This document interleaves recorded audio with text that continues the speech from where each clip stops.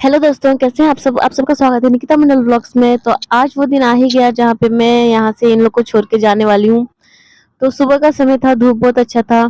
तो दीदी ने सारे कपड़े धो लिए थे। फिर मेरे पापा हैं यहाँ पे, पापा यहाँ पे शीशा साफ कर रहे हैं। शीशा बहुत साल पुराना है, गंदा हो गया था। और दीदी यहाँ पे किचन में नाश्ता बना रही है। नाश्ता मम्मी ने बनाया था, वो बस अबे पता नहीं क्या कर रही है। और हम मिडिल क्लास फैमिली वालों का यही हालत है, अगर हम कहीं पे जा रहे होते तो हमारा घर बहुत ज्यादा गंदा हो जाता है। हमारा बैग भी बहुत सारा है, देख रहे हैं यहाँ पे हम सिर्फ 2 लोग में 4-5 बैग हो गए। इधर आयान खेल रहा है और खा रहा है। फिर पापा ने इसके बाल जो है कटवा दिए, क्योंकि ये सैलून में काटने नहीं देता, बहुत बदमाशी करता है, रोता है, चिल्लाता है।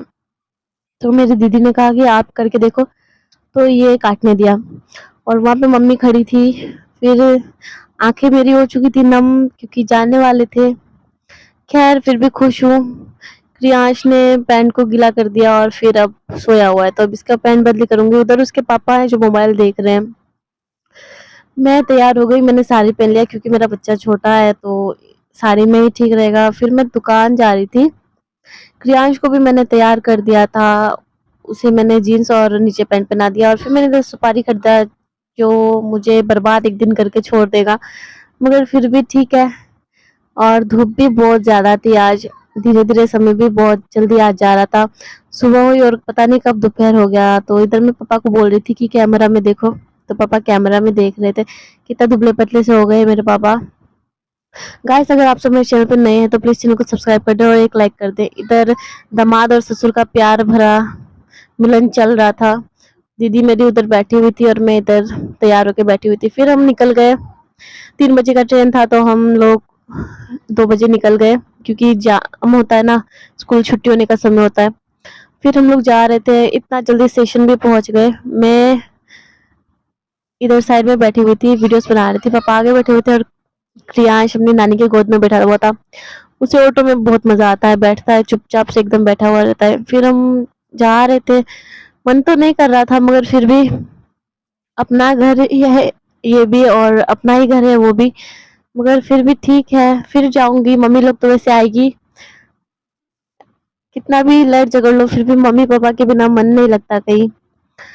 और हमारा ट्रेन भी यकीन नहीं करोगे 7 घंटा लेट हो गया। एक तो छोटे बच्चे लेकर के बहुत ज्यादा परेशानी हो गई। फिर ऑटो जा रहा था, बस स्टेशन के पास पहुंचने वाले थे, और इधर मन हुआ कि बहुत जोर से रो लूं, मगर ठीक था, कोई बात नहीं, अपने ही मम्मी पापा है, फिर मिलेंगे। तो हम स्टेशन के पास पहुंच गए। इधर हम ऑटो से उतरे। श्याम और मेरे पापा जो है सारा सामान ले ली, मम्मी क्रियाश को ले ली, और मैं बस जा रही थी और मम्मी उतर रही थी। मेरे हस्बैंड हेलो बोल रहे हैं गाइस, इनके हेलो के लिए आप लोग सब्सक्राइब कर दें चैनल को। और फिर क्रियाश नीचे उतरा था इधर। वैसे कभी हम लोग दीमापुर से अकेले नहीं गए हैं, मैं हमेशा मम्मी पापा के साथ ही गई थी। इधर हमारा सामान था। ट्रेन 1 घंटा लेट हो गया था इधर आते-आते, उसके बाद जाते-जाते तो 7 घंटा 8 घंटा लेट हो गया था। बहुत ज़्यादा दिक्कत।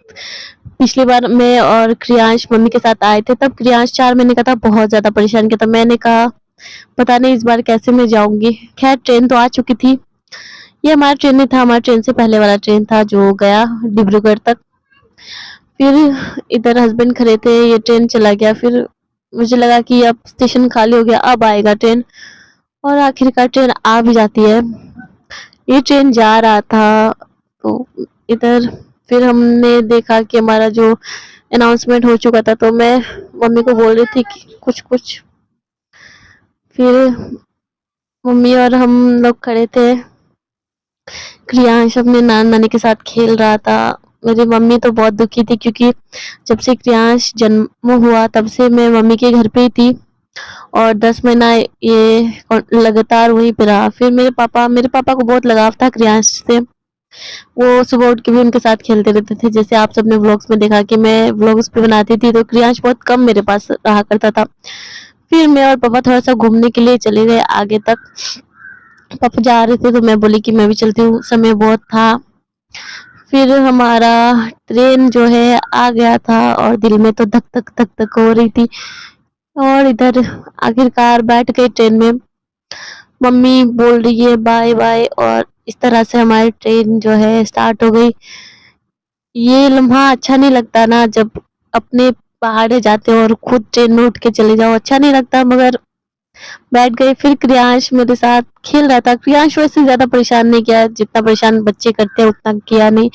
खेल रहा था और यहाँ से दीमापुर स्टेशन से हमारा जो ट्रेन है वो आगे बढ़ गया। फिर हम धीरे-धीरे चलते रहे। मम्मी ने हमें लंच में मछली और पूड़ियाँ बना के दी थी, तो हम वो खाए। खाने का भी बहुत ज़्यादा प्रॉब्लम हो गया था, क्योंकि हमने अपने आप को इस तरह से सेट किया था कि 3:30 बजे स्टेशन पे उतरेंगे और 5 बजे तक घर पहुँच जाएँगे, तो घर पे आराम से पेट भर के खाना खाएँगे। लेकिन घर पे हम 12 बजे रात को पहुँचे थे।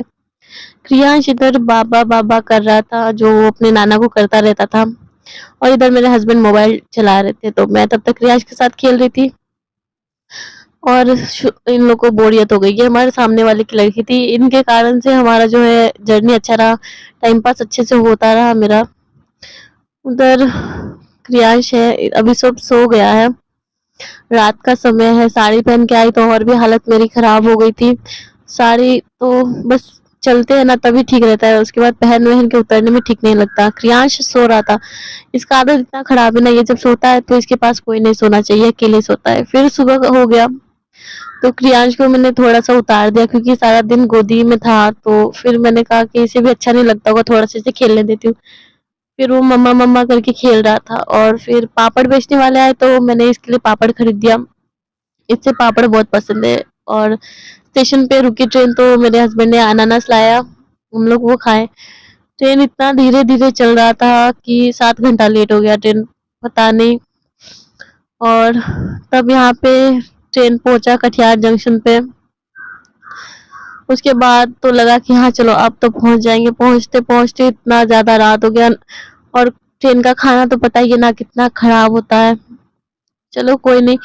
और तब तक मेरा जो क्रियांश है उसे खिड़की के पास बैठा देती थी, तो वो बेचारा खिड़की के पास देखता रहता था। इधर ऐसा लग रहा है ना कि वो देख रहा है कि ट्रेन कहाँ पे आ रहा है। वो आराम से मैं देख रहा था वहाँ पे, तब तक मैं आराम से बैठ रही थी। फिर उसे भी बोरियत हो गई, बच्चा है ना कितना देर खेलेगा। मगर ठीक है, खेलते-खेलते आया। और मैं बैठी हुई थी, हस्बैंड सारा रात हम लोग को लेके जागे हुए थे, तो मैंने कहा कि जाओ आप थोड़ा-सा सो जाओ। मगर वो सो नहीं रहे थे, तो मैंने कहा कि थोड़ा-सा सो जाओ, कुछ भी नहीं होगा। तो वो ऊपर जाके सो गए थे। हमारे जो सामने वाले सीट के लोग थे वो भी बहुत अच्छे थे। वो भी अच्छे से बात-वात करते आ रहे थे।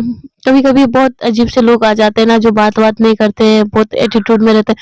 मगर वो लोग ऐसे नहीं थे। फिर मैंने कहा कि प्रियांश को थोड़ा-सा सो जाओ, जो कि वो तो सोएगा नहीं। अभी दोपहर का समय था। प्रियांश को मैंने फिर एक पापड़ दिया कि लो तुम खा लो। वो पापड़ खा रहा था, कितना खुश था। मैंने उसको जब भी उसको कहूँ ना कि लो कैमरा में देखो, तो वो इतना स्माइल करके कैमरा में देखता है। फिर पापड़ खा-खा के देख रहा था। उससे पापड़ ले लोगे ना तो वो बहुत ज़्यादा गुस्सा हो जाएगा। खैर इस बार तो गुस्सा नहीं हुआ था वो, वरना वो बहुत ज़ोर से चिल्लाता है।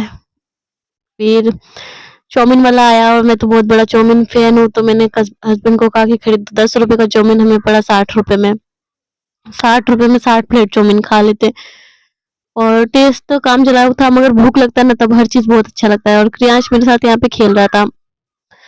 वो मुझे दाँत काट रहा था, जबकि उसका दाँत है भी नहीं। उसको शायद अभी दाँत आएँगे, तो इसलिए उसका जो मसूड़े हैं वो शायद दर्द करता होगा, पता नहीं क्या करता है। वो हमेशा काटने को दौड़ता है और काटता भी है बहुत ज़ोर से। तो तब तक मैं लेटी हुई थी, तो वो बाहर देख रहा था, मगर ऐसा नहीं होता है ना, एक झपकी भी नहीं ले सकती हूँ मैं जब तक वो जागा हुआ हो। फिर ट्रेन चल रही थी, ट्रेन तो घोड़ागाड़ी बन गई। बहुत धीरे-धीरे चल रही थी, मुझे बहुत आलसी लग रहा था।